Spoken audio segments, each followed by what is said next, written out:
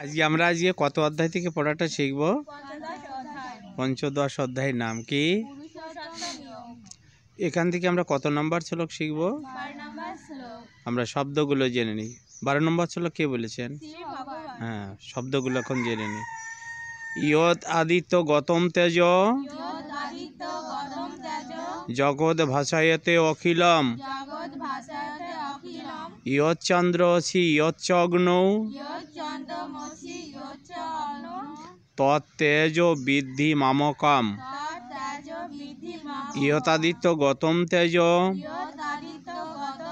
জগৎ ভাসায়তে অখিলম ইয়ৎ চন্দ্রমসি ইয়ৎ অগ্নৌ তৎতেজ বিদ্ধি মামকম। আমরা এখন অনুষ্ঠব ছন্দে যদি পাঠ করি কি হবে? ইয়তাদিত্য গতম তেজ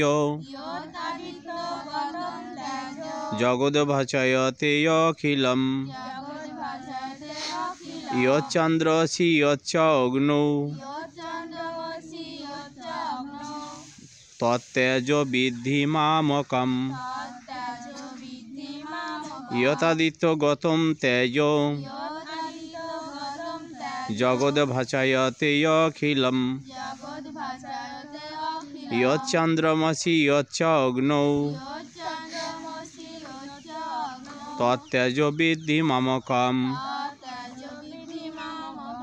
শ্রী ভগবান বললেন, সূর্যের যে জ্যোতি সমস্ত জগৎকে উদ্ভাসিত করে তা আমারই তেজ, এবং চন্দ্র অগ্নির যে